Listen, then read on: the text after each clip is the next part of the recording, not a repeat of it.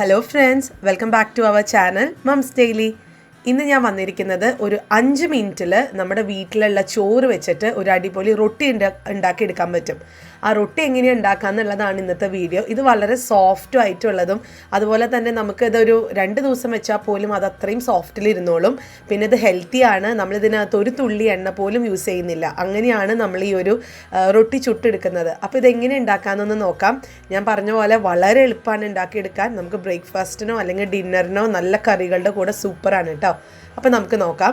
അപ്പോൾ അതിനായിട്ട് ഞാനിവിടെ മിക്സി എടുത്തിട്ടുണ്ട്. മിക്സിയുടെ ഒരു വലിയ ജാറിനകത്തോട്ട് 1 കപ്പോളം 200 ml ഉള്ള ചോറ്. ഇവിടെ ഇപ്പോൾ ഞാൻ മട്ടരിയുടെ ചോറാണ് കേട്ടോ ഉപയോഗിക്കുന്നത്. അപ്പോൾ കുക്ക് ചെയ്ത ചോറ് ചൂടോട് കൂടി ഇടരുത്, തണുത്ത ചോറ് വേണം, അതായത് ചൂടൊക്കെ ആറിയിട്ടുള്ള ചോറ്. അപ്പോൾ 1 കപ്പ് ചോറിന് 1 കപ്പോളുള്ള വറുത്ത അരിപ്പൊടിയാണ് ഞാൻ ചേർക്കുന്നത്. അരിപ്പൊടിയുടെയും ചോറിൻ്റെയും അളവ് തുല്യമായിരിക്കണം. പിന്നെ ആവശ്യത്തിനുള്ള ഉപ്പ്. ചോറിനകത്ത് ഉപ്പിടുന്ന ആൾക്കാരാണെന്നുണ്ടെങ്കിൽ കുറച്ച് ശ്രദ്ധിച്ച് ചേർക്കാം കേട്ടോ. അപ്പോൾ എന്തായാലും ഉപ്പൊക്കെ ഇട്ടിട്ടുണ്ട്. ഇനി നമുക്കത് മിക്സിയിലൊന്ന് അടിച്ചെടുക്കാം. നമുക്ക് മിക്സിയിൽ ഒരു തുള്ളി പോലും വെള്ളം ഒഴിക്കാതെ വേണം അടിച്ചെടുക്കാനായിട്ട്. എങ്കിലാണ് അത് നല്ലതുപോലെ ഒരു ചപ്പാത്തി മാവിൻ്റെ ഒരു പരുവത്തിൽ കുഴഞ്ഞ് വരത്തുള്ളൂ. കണ്ടോ, ഇതിപ്പോൾ അതാ ഞാനൊരു 30 സെക്കൻഡോളം അടിച്ചിട്ടുണ്ടാവും. നോക്കിക്കേ, ഇപ്പം തന്നെ നല്ലതുപോലെ ഒന്ന് കുഴഞ്ഞ് വന്നിട്ടുണ്ട്. ഞാൻ ഇനി ഒരു 6-7 സെക്കൻഡും കൂടെ ഒന്ന് അടിച്ചിട്ടുണ്ട്. ഇതാ നോക്കിക്കേ, ഇപ്പോൾ കറക്റ്റായിട്ട് വന്നിട്ടുണ്ട് കേട്ടോ. ഈ ഒരു പരുവം ഇപ്പം നിങ്ങളെ മിക്സിയിൽ അടിക്കുമ്പോൾ അത് ഭയങ്കര ഹാർഡായിട്ട് വരുവാണെന്നുണ്ടെങ്കിൽ 1 ടീസ്പൂണൊക്കെ വെള്ളം ഒഴിക്കാം, 1-2 ടീസ്പൂൺ. അതിനപ്പുറം വെള്ളം ഒഴിക്കാൻ പാടില്ല, അല്ലെങ്കിൽ നമുക്ക് കുഴച്ചെടുക്കാൻ പറ്റില്ല. അത് ഭയങ്കരമായിട്ട് എന്താ പറയുക, കുഴഞ്ഞു പോവും. അപ്പോൾ ഇത് നോക്കിക്കേ, നല്ല കറക്റ്റായിട്ട് വന്നിട്ടുണ്ട്. ഞാൻ ഒരു തുള്ളി വെള്ളം പോലും ഒഴിച്ചില്ലായിരുന്നു. അപ്പോൾ ഞാനിതൊരു പാത്രത്തിലോട്ടൊന്ന് മാറ്റിയെടുക്കട്ടെ. അപ്പോൾ ഞാൻ മിക്സിയിനകത്തുള്ള എല്ലാതും ഞാൻ ഈ ഒരു ബൗളിനകത്തോട്ട് മാറ്റിയിട്ടുണ്ട്. ഇനി നമുക്കിതൊന്ന് കുഴച്ചെടുക്കാം. നമ്മുടെ കയ്യിൽ ഒട്ടിപ്പിടിക്കുകയൊന്നുമില്ല, നല്ലതുപോലെ തന്നെ നല്ല ഡ്രൈ ആയിട്ട് തന്നെ നമ്മുടെ കയ്യിൽ വരും കേട്ടോ. അപ്പോൾ ഞാനിതൊന്ന് കാണിച്ചു തരാം, കയ്യിൽ ഒട്ടിപ്പിടിക്കുന്നുണ്ടോ എന്ന് അറിയാനായിട്ട്. കണ്ടോ, ഒരു തരി പോലും ഇല്ല നമ്മുടെ കയ്യിൽ, ഒട്ടും തന്നെ ഒട്ടിപ്പിടിക്കത്തില്ല. അതാണ് അതിൻ്റെ ഒരു കറക്റ്റ് എന്താ പറയുക, പരുവം എന്ന് പറയുന്നത്. അപ്പോൾ ഞാനിതൊന്ന് ഒരു സിലിണ്ടർ പോലെ ഒരു ഷേപ്പ് ആക്കിയിട്ട് ഞാനൊരു 3-4 അല്ലെങ്കിൽ 5 ഉരുളകളായിട്ട് ഒന്ന് മാറ്റി വെക്കുകയാണ്. നമുക്കിതൊന്ന് പരത്തിയെടുക്കണം. അതിന് വേണ്ടിയിട്ട് നമ്മൾ ബാക്കിയെല്ലാം ചെയ്യുന്നത് ചപ്പാത്തിയുടെ പോലെ തന്നെയാണ്, കുറച്ച് മാറ്റങ്ങൾ മാത്രമേ ഉള്ളൂ. അപ്പോൾ ഞാനിതൊക്കെ ഒന്ന് ബോൾസൊക്കെ ആക്കി വരാം. അപ്പോൾ ഞാനിവിടെ ഒരു 5 ബോൾസുകളാക്കി മാറ്റി വെച്ചിട്ടുണ്ട്. ഇനി നമുക്കൊരു 4-5 ടേബിൾ സ്പൂണോളം അരിപ്പൊടി വേണം. നമ്മൾ ചപ്പാത്തിക്കൊക്കെ മാവ് നമ്മൾ ചപ്പാത്തിക്ക് പരത്തുമ്പോൾ നമ്മളിതുപോലെ തന്നെ കുറച്ച് മാവ് മാറ്റി വെക്കുമല്ലോ ഒന്ന് പുരട്ടിയെടുക്കാനായിട്ട്. അപ്പോൾ അതുപോലെ തന്നെയാണ് ഇവിടെയും ചെയ്യേണ്ടത്.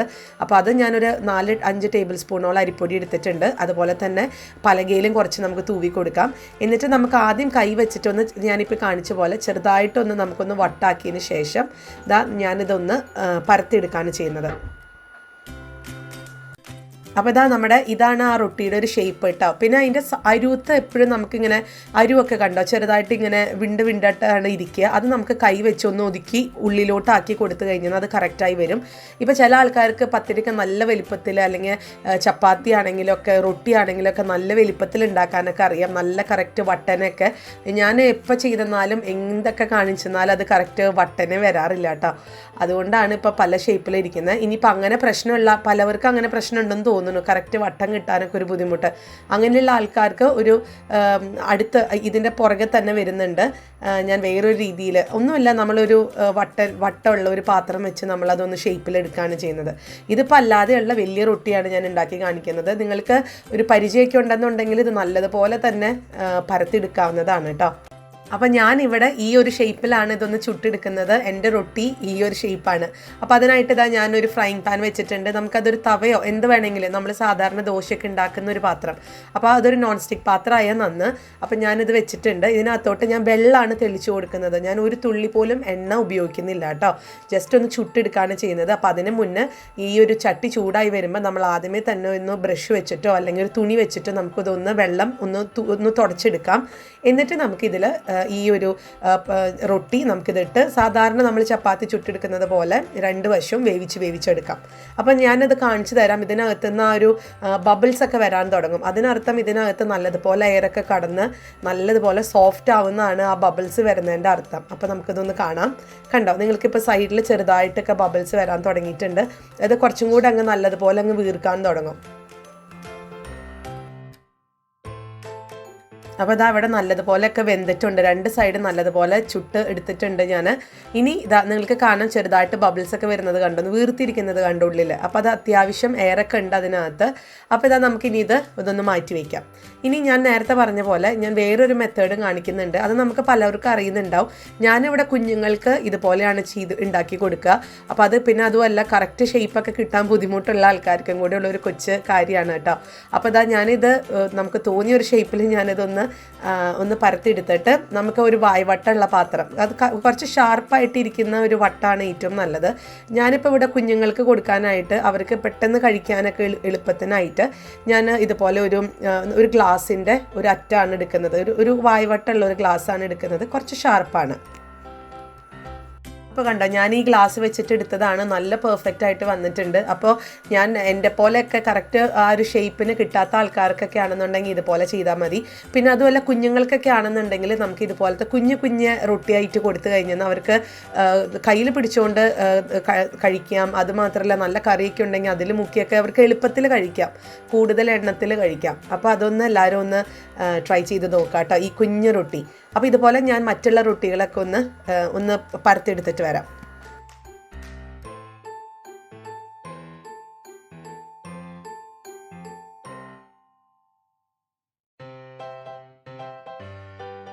അപ്പോൾ ഇതാ ഞാനിവിടെ കുറച്ച് കുഞ്ഞു റൊട്ടിയും അതുപോലെ തന്നെ 2-3 വലിയ റൊട്ടിയൊക്കെ ആക്കി എടുത്ത് വന്നിട്ടുണ്ട്.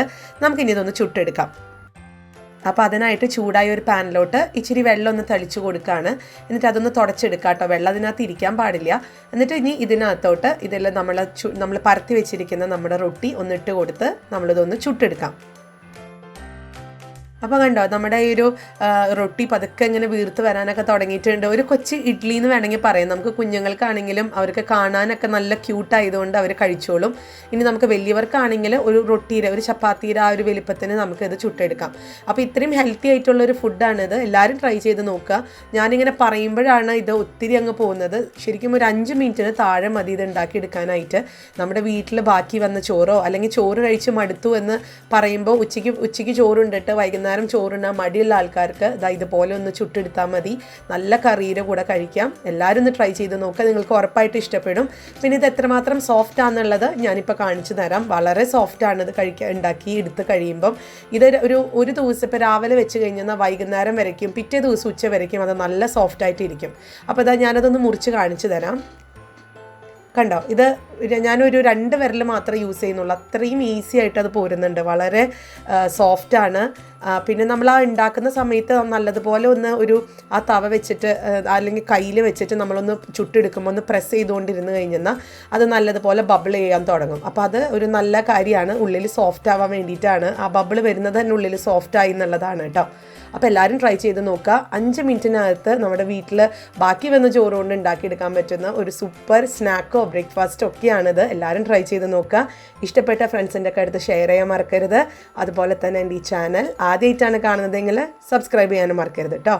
അപ്പോൾ നമുക്ക് അടുത്തൊരു വീഡിയോ ആയിട്ട് ഉടനെ കാണാം. അൻറ്റിൽ ദെൻ ബൈ.